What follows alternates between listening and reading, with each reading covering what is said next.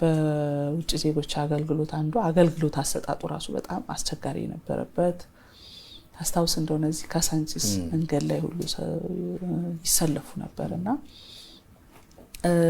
ቦታው ማምቻ አልነበረም።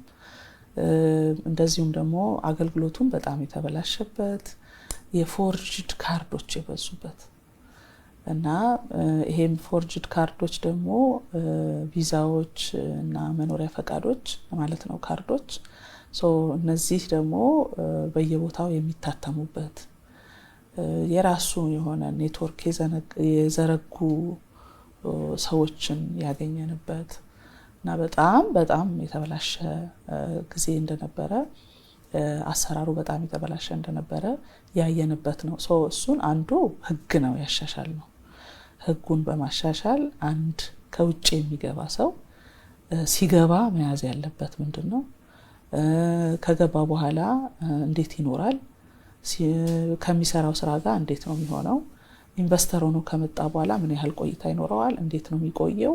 የመሳሰሉትን ነገር እንዳዲስ አየነው። ህግጋቶቻችንን በደንብ አይተን መሻሻል የሚገባቸው ነገሮች በደንብ ያሻሻልንበት ነው አንዱ። ሁለተኛው የቁጥጥር ካፓሲቲያችንን ከፍ ያደረግንበት ነው። ያሰራር ስርዓቱን ማለት ነው። እነዚህ ኦሬዲ ተስፋፉትን የሐሰተኛ ሰነዶች የመለየት ባኔ ማድረግ ሰዎች ለመጠቀም ሲመጡ ይሄን ከታ አመጡ የማለት የመጠየቅ ኢንቨስቲጌት የማድረግ በጣም ብዙ ኦፕሬሽኖችን ሰርተናል በዚህ ማለት ነው። እነዚህ ሰነዶች ከየት ነው የመጡት? ማን ያተማቸው? እንዴት ገቡ? ለሰው እንዴት ተሰጡ? የሚለውንም ጭምር አንድ ላይ ሪዞልቭ ያደረግንበት ማለት ነው። ዋንስ ያንን ካወቀን በኋላ ሰዎች ይሄን ይዘው እንዳይገኙ ከተገኙ ደግሞ አካውንታብል እንደሚሆኑ ህጉ እሱ ነው ዋናው ማለት ነው መሳሪያ ይሆነልን። ስለዚህ መቅጣት ጀመርን ማለት ነው።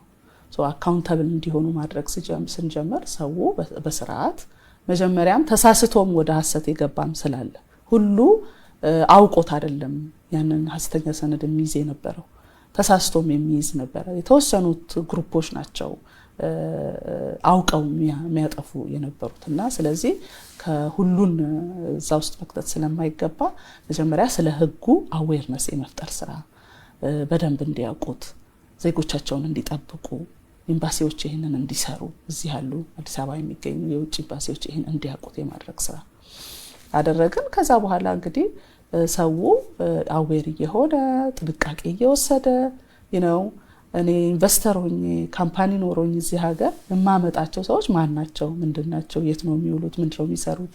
ከኔ ውጭ ሌላ ነገር እየሰሩ ነው ወይ የሚለው መቆጣጠር እንዳለበት ካምፓኒው ጭምር ካምፓኒዎች ሬጂስተር ማድረግ እንዳለባቸው ኮድ እንሰጣለን ለካምፓኒዎች ጭምር ማለት ነው።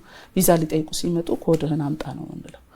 እነዚህ አይነት የአሰራር ስርዓቶችን በማድረግ አሁን ላይ በጣም የቀነስንበትና ሰው ህጋዊውን መንገድ እንዲመርጥ ያደረግንበት ህጋዊው መንገድ ሞር የበላይ የሆነ የመጣበትን ሁኔታ መፍጠር ችለናል።